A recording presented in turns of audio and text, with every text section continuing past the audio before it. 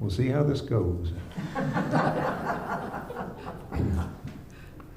I really enjoyed the Wednesday classes and the freedom that we have within an hour to just sit down and just let Spirit come through the way it wants to come. And it is doing that. Again, Connie and I, thank you, Connie, I'm sure she's on there this morning, are working hours every week to put together these Wednesdays into ways in which I interpret a lot of spiritual schools of thought. And that is truly my position, is an interpreter. And we've got to stack this big already. Still a lot to do, but hours is going into this Wednesday and rewriting it and putting it together into, not sure what's going to be. It's going to be like a course or what it's going to be, but it's going to be kind of my legacy of all my beliefs and philosophies that I've come to is all in these pages. So it's an exciting project that we are attempting to do in that way. So because of that and because of this inspiration on the first chakra, and you have to realize that most everything has a chakra system. Animals have a chakra system. Nature has a chakra system. Planets have chakra systems. There are certain places on this planet that are chakra vortexes that you go to. People travel, sometimes by the millions before COVID, of course, to these sacred places on the planet because of the vortices. If you've ever been to Sedona, Arizona, what a powerful experience it is to go among those vortexes that are out there, but they're all over the world. Nations and the people of the nations have chakras. So bear with me, and again, my intent is not to offend in any way, but I kind of dressed like a flag today for a reason. One of the things that I have attempted to do for many, many years is to take back a lot of the doctrines of Christianity that has stolen many truths, and there's many truths in these things. You know, the greatest thing that makes a lie is its truth. If you want to really fool anybody, you got to put a little truth in there, because people will resonate with the truth in the lie before they will the lie, and that is so. And I could get into, you know, when the serpent came and told her, if you eat of this, you shall be like gods. That was a truth, but it was a misdirected truth. It was really the lie of separation, but it had to hold that little piece of truth in it to make it believable. So let's talk a little bit about this. This is very much inspired by years ago studying Carolyn Mace's work, which I certainly think is one of the greatest teachers of our time. She as a person is an interesting situation, but her teachings and research is phenomenal. So I will give honor where honor is due in this. And I've taken many, many different people's ideas and tried to put them into my higher self to let higher self interpret them in a way that Spirit wants to speak to us at this time. The first chakra is tribal power. The energy content of the first chakra is about our power. Now, I've stayed on this for 3 weeks. I think we're ready to move to the second one this week. But somebody said, why are we staying so long? Because if you don't get your first chakra, which is the foundation of everything else, every other chakra is built upon this first chakra. If you don't get it, you don't have a foundation to build on. And have you ever tried to build something without a foundation? Just try it. Go try to build a house or a building or something that does not have a foundation. It'll topple over every time. You'll never get anywhere without the foundation. So let's look at the word tribe. The word tribe is not only a synonym for family, but let's look at it as an archetype. As such, it is, in its many connotations, is beyond a more conventional definition. Archetypally, the word tribal connotes group identity, group force, group willpower, and group belief systems. These are the things that hold people together into a group or a tribe. We are, in this sense, a tribe here at HeartLight. We come to join with people with whom we resonate. Otherwise, we would not be here. Let's look first at the word tribe from a theological point of view. There were 12 tribes of Israel. Why 12? The number 12 is used 187 places in the Bible. Almost 200 times the number 12 is in the Bible. This ought to get our attention to the power of the number 12. Jesus had 12 disciples, 12 minor prophets, and on it goes with this number 12s. Now, in the tribes of Israel, which were 12 tribes, there was somewhat a coming together and something that we would call like a roll call. They would call the tribe of Gad, the tribe of Judah, the tribe of Benjamin, and all the tribes, which Tim could show us. We have a picture of the breastplate of the tribes. In fact, there's on the wall back there what I'm getting ready to show you. Miss Francis bought me that, and I put it back there because I'm going to talk about these stones one of these days. And I was hoping Rhonda would be here because I had an idea that we could put the stones together with the essential oils and do a workshop on the breastplate of the high priest. So every tribe, Reuben, Simon, Levi, Judah, all of these are the 12 tribes, each had a specific stone in it. And he wore it on his breastplate. And how do I not get into this? But the idea of wearing this was every year at atonement, the high priest was able to be the only one that went into the most holy place. Now, the most holy place was the place where they believed the presence of God was, that God lived in there. It's called the mercy seat, the Ark of the Covenant. It was a beautiful golden altar, but it was a place of the presence itself. But the people were not allowed to go in there. It was shut off to the people except to the high priest.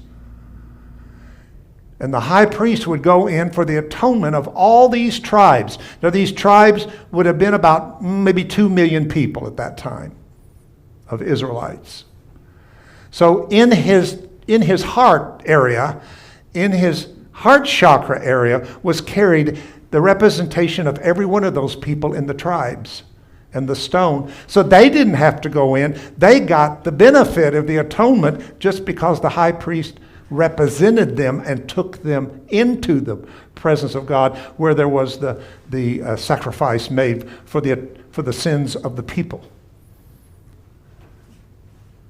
And I'm saying all that to you and taking time to do that is because you have to realize that when you, with your prayers, you carry all those with you, and they don't have to go in, but you go in for them. Prayer is the way into the most holy presence of God. It is the place that we go into for those who have asked us for prayer. And today we're going to go in and not just ask for those few individuals, but we're going in for America. America itself. So when the tribes were being called, all 12 of these were called. But when you move over into the New Testament, or the new agreement from the old, from law into the age of grace, the church age, something interesting happens, that they continue to call all the 12 disciples together, all the 12 tribes together, But it says in a place in Hebrews 7 that when all the tribes were called, there was another tribe that gave no attendance at the altar. A 13th mystical tribe. So all the 12 tribes, they all knew who they were, but who's this strange bunch over here that's not a part of the 12? In other words, there was a tribe that was transcendent to what tribes had meant under the past covenant. It wasn't the 12 anymore, but there was a different tribe that showed up that didn't fit the 12. 1 Peter 2:9 says, "But we are a chosen generation, a royal priesthood, a holy nation, a peculiar people, that we should show forth the praises of him who has called us out of darkness into the marvelous light." So it's talking about a generation who has chosen, not been chosen. You are here because you chose. You chose to not follow your family tribe religion, I would assume. That all of you have come from somewhere. Every one of you are renegades. Whether it's Baptist, Catholic, Presbyterian, Methodist, I don't care what your background, childhood, tribal religion is, you chose something beyond that. You chose to be faithful.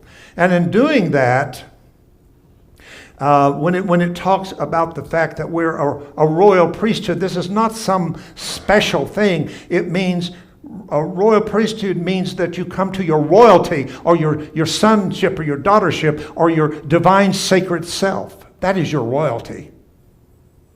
Everybody understand that? How royal that is to know that what runs through your veins is the very life that we call God. You don't get it, do you? I want you to get it. People don't know who they are. They think they're Christians. They think they're this. They think they're that. But we identify with the fact of what God is, we are. That's what we say at the end of the service. We are a peculiar people. How many times have you been called peculiar by your family members and others? Because you're of a tribe that gave no attendance at the altar. Can you imagine somebody coming and calling the roll of all the major religions here in Charlotte? This one says, yes, I'm of that religion, I'm of this religion. And there's this little group of us that attended. We decided to go down and attend this conference or whatever it is on religion. And we're over there. We're not raising our hand while they're calling every religion, major religion there is. We're just kind of hanging out there. And people are starting to eye us. Are these peculiar people? They did not identify with any religion we name today. I call us the 13th tribe. I'm going to read Romans 2:28 and 29 out of the Mirror Bible. Oh, it's so good. Get ready. It is not about who you appear to be on the outside that makes you a real Jew, or who you really are on the inside, but who you are on the inside. For you to know who you are in your heart is a secret of the Spirit identity. This is your true circumcision. It is not literal outward appearance that distinguishes you. After all, it is God's approval and not another's opinion that matters most. People see skin deep. God sees the heart. Romans 2:28 says, you are not a Jew who is one outwardly, but you are a Jew who is one inwardly. So what was in the first covenant that was outward became inward, so that no one could be excluded. You see, today in the outer service, we're who we are and identified by our race or our tribe, which makes us all part of a lot of separate tribes. that are here today. But even though we have all these tribes that are here, we have Jewish, we have African American, we got Irish, we got whatever your family tribe is or race is, if we keep holding that identity, then we're feeding the difference between us. The difference between us. So what is HeartLight? HeartLight represents those who have ascended out of identity of externalism by race into the inner state of grace. From race to grace. It was in the Old Testament about who you were, your bloodline. It was about who you were racially. That mattered in the Old Testament. But in the New Testament, a new covenant was made that said, whosoever will, let them come. And there began to be the walls brought down that separated the people.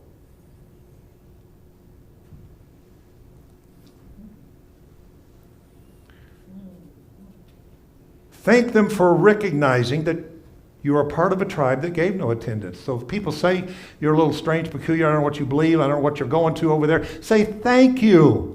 I've worked hard for you to recognize that. If you're not recognizing me as a little different, then it's not working.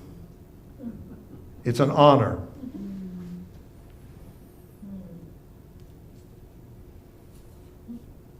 America was based on tribalism.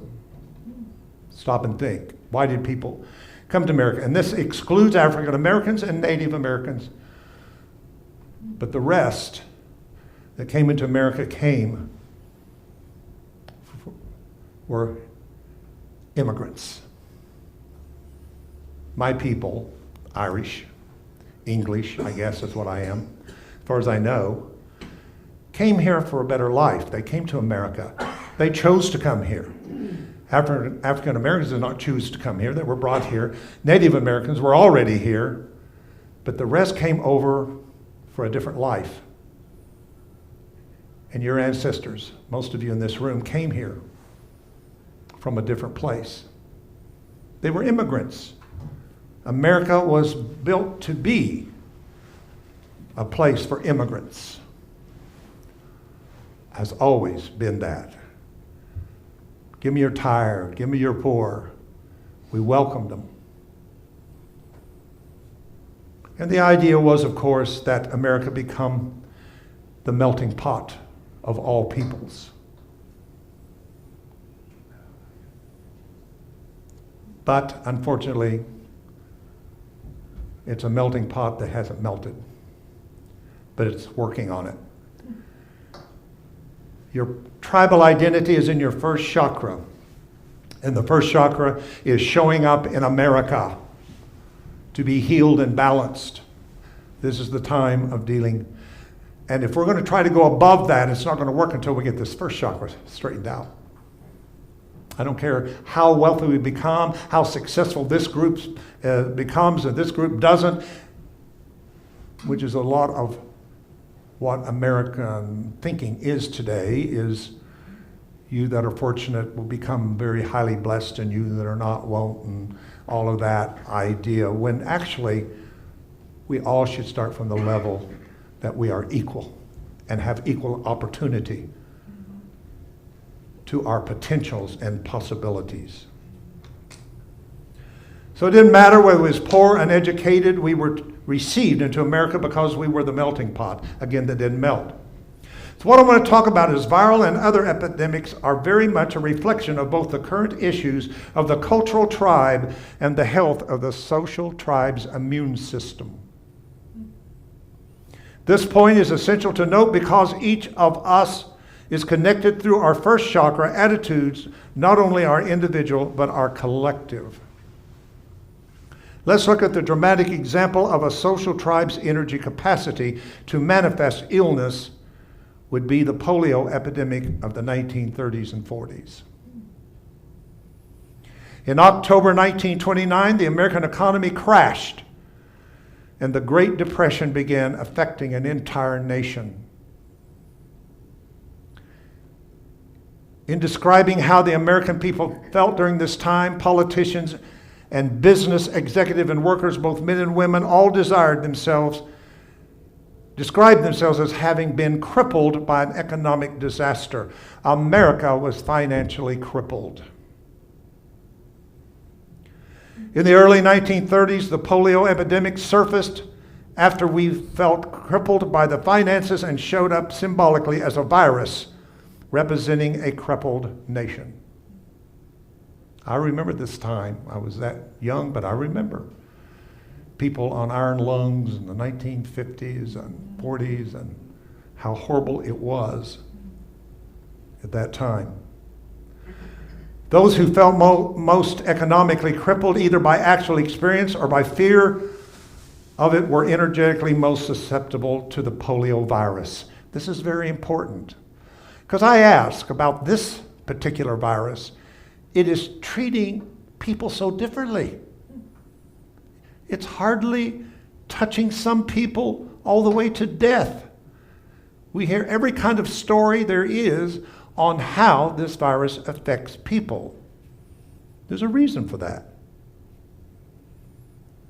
Much like today, some people contracted the COVID virus and others didn't. There are also different degrees of the virus and how it affects people because it's meeting them at the frequency of their consciousness. Where we are is how it meets us. If it meets us at a level of a high enough consciousness, it can't resonate with us and it passes us by, such as the great teaching of the Passover. The story of the Passover. How many of you know the story of the Passover? It's a Jewish holiday today and it's still celebrated, but it was a time in which a pandemic and death was going through the land, and they were told if they would take blood and put it over the doorpost, the death would pass over them and not touch them. They were safe. And you got to realize that you that are not into this blood thing, as metaphysicians, it is your place to translate any time we meet blood into light. Where there's enlightenment in the forehead, when there's enlightened consciousness, which is sixth chakra, chakra 6, is into you, it can pass over you. I think we're blessed because we didn't shut down here as the other churches did, and even our New Thought churches did. We kept the door open through this whole thing, and I think only 3 people that I know has got the COVID here, and not severely in any way. If there's more, I don't know, but I know of 3 specific people that got the COVID with no hospitalization, no terrible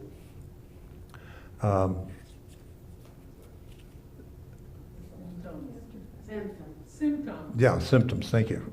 I'm trying to see where I am. When an entire tribe becomes affected with fear, the energy extends to the children. Think about that. The children's going to feel what the parents' feeling, what the tribe is feeling. If the tribe is fearful and whatever, children become very fearful. So,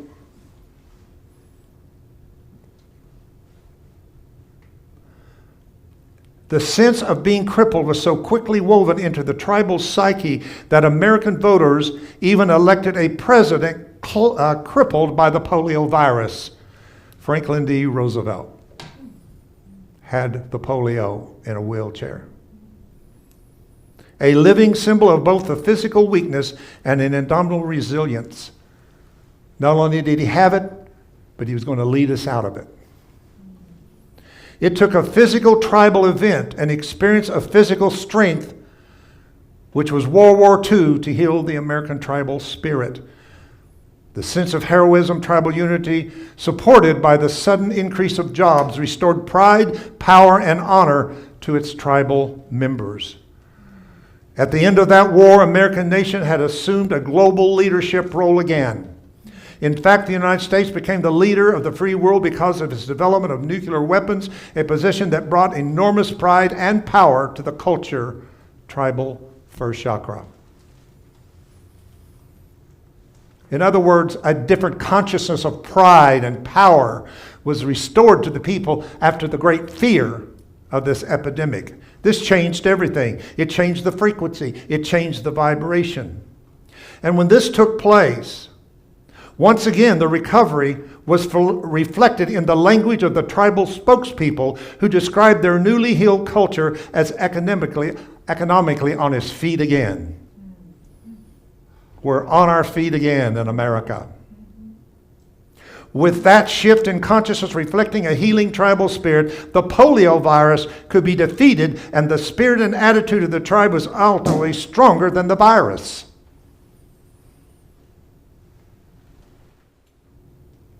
Not coincidentally, Dr. Jonas Salk discovered the vaccine for the polio in the early 1950s. There's a pattern here, I'm sure. I could go into AIDS. That too is another. It follows the pattern. 100-year, the Spanish, all of these have a pattern to them to why they show up. And I don't think it's so important for us to spend a lot of time trying to figure out where it came from. That's big right now. Did it come from China? Did China do it? Or is it just a part of nature or whatever? I don't know where it came from. It's here. And I don't think it's going to change anything to figure out where it came from. What's going to change it is as we change our level and frequency of consciousness. Now, I do want to say that I don't think that it's been rampant among ourselves because of the level of consciousness that we meet this with. Many of you are well taught and trained in metaphysical thinking with universal principles, divine law. It has to have taken somewhat. But again, I think with more than others. I think some have really tried to live it and tried to make it work and has really not just embraced it as another doctrine, but have really embraced it as a lifestyle of being more positive, seeing things from a different place, not judging by the way things appear to be, but we have found a transcendent place in ourselves where I think that we have been less a candidate for it to attach itself to us in any detrimental way. And I think that it's important that you realize that nothing that you have done, the path that you have taken, is not in vain. And I know that you've sat in workshops and you've been in healing things and you expected it to happen immediately. You thought being in this our prosperity workshop is going to bring you prosperity immediately, and it didn't. Healing didn't necessarily bring a just great miracle of physical healing, because that's not the way it works. What it was trying to do was find a match with your consciousness. If it doesn't find a match, I don't care what you learn. I don't care what modality you learn. I don't care how intelligent you get about divine principles and whatever. If you don't work them into your life by bringing them into your consciousness, which raises your consciousness to a level that the thing that you desire can find a match. Prosperity will not come into your life until there is a conscious of prosperity for it to respond to. I don't care how many workshops you go, how many books you read, and how intelligent we think we are about these principles. This blew me away when I read it. It just blew me away.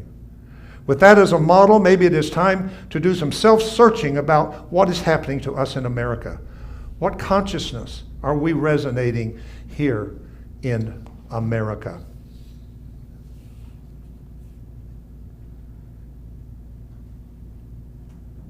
We have moved from the old covenant to a better covenant, but I believe with all my heart that we're moving into another covenant. Now, covenants mean agreements. 2,000 years ago, Yeshua Jesus came and said, I have a better idea than the one you've had for thousands of years, because it just ain't working. Your law covenant Your 613 laws is not doing it. I've got a better idea. And it said, and God entered into a new covenant agreement. And at that moment, the order of the old was changed to a new order. The order that was called Aaron's order, Aaronic order, became the order of Melchizedek. Now, I'm saying all that to say, you say, well, why does that have to do with me? It has everything to do with you. Because what happened 2,000 years ago with Jesus is what's getting ready to happen with a collective manifestation of the Christ in a people. You are being prepared for not only a transition, but a transaction. I mean, the New Testament, I wish Christians would get this, says that the New Testament is only a better one. Why do you want to settle for what's better when the best is waiting? I'm glad for what I've gleaned from my New Testament teachings and whatever, but I'm not going to get stuck there. There is a new agreement coming in. So it's important we realize this is a pattern that is happening, that is causing all these things. But you see what man means for evil. Let's say the worst conspiracy thing is that this was made by somebody purposely, and let's take that one and say it. But it doesn't matter, because what man means for evil, God means for good. God can take humanity's, I guess I'm going to say the word stupidity, man's miscreations, and turn them into something. And that's why even this pandemic can be turned into the best thing that ever happened to you. You're not going to come out of this the way you went into it. If it was over tomorrow, you're going to see that your life has changed forever. That you will never see yourself and others in this country or this world ever again as you saw it before. I don't think you'll take parts of your life for granted that you took before this. This has become an opportunity, a teacher, to evolve us into a new place and are moving us quicker on our path to evolve us to the next level of what it means to be human. So today, I wanted to end this. I purposely dressed like this because this is a personal thing, but I'm so tired of the fact that I cannot be okay about the flag or other patriotic ideas, because the minute I am, I'm going to be classified as somebody in the far right. I'm going to be associated with Trump or somebody, and therefore I have stayed away from it. And you know me, I love taking Jesus out the trash can. And that's what I've tried to do with Christianity. I didn't throw it away, but I went and got it and said there's more to this than that. And I feel today this is what I wanted to do. I wanted us to know that it's okay for us who are of more liberal kind of thinking, that it's okay to be a patriot, to be a patron, and to be also a person that loves our flag and loves America. And America is not perfect by any means, but it is, to me, a chosen place for growth. I think it has a specific purpose of bringing so many of us together into a God school to work out karmic issues. And I think right now is an opportunity to work out first chakra issues in America, which tribalism, racism, every ism that you could name is a first chakra issue. Again, I want to say to you, and even though all that's going out there, then there was you. There was you that showed up, this royal, peculiar people that gave no attendance at the altar. Aren't you glad? Yes. Aren't you glad when they called the roll that you didn't find a place on their roll because you were representing a tribe that had ascended out of all of the old external tribes to make a spiritual tribe after the order of Melchizedek. It's beautiful. If I could get you to really see the deep picture of this, of who you are, and the part that you play in doing this.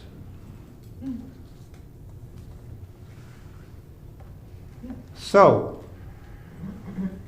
we're going to sing a song. We're going to sing America the Beautiful. So would you stand with me? And we're going to accept this beautiful flag that should be on the screen at this time. Don't let people take things from you. This is what they want. What's happened now? We're like kids in a divorce, and you get mommy gets you this time, and daddy gets or a situation in which you're choosing which side you're on. And if you're on this side, you believe this, and if you believe that, then these people can't have that belief. It belongs to them. But in this, what I used to call Holy Ghost tribe, rising up and ascending in metaphysics and new thought people, we are those who are the transaction of a new agreement. A new agreement. Yes, God was out there in the Old Testament. Then Jesus says, no, it's in you. But the third one will be as you. God as you. So, I don't know that probably I would choose any other place to be but in America with all of its problems and challenges. But it's trying to grow up. And we're being brought back to the hottest things that are going right now, which is all the isms, racism, sexism, genderism that's going on, which are all first chakra immune situations. Our immune system is so weak in America that we've been receptive to a virus. This virus has probably been there for a long time. I have a feeling that it's just a COVID virus that they probably was messing with that got out of control and escaped somewhere. Now that's my opinion. I don't know if that's true, how it happened, but I really don't think it was a purpose thing as much as it's what it is, whatever that is. It's what it is. So today, I want you to find a place in which you can be proud to be an American and to be a part of the healing of the first chakra of America today. Let us represent a spiritual tribe made of all people, made of all identities, all persuasions, all orientations, all races, all sexes. And let us be that little lump. The Bible says if you get a little lump, the lump leaveth the whole. That's all God needs, is just a people. Just a people.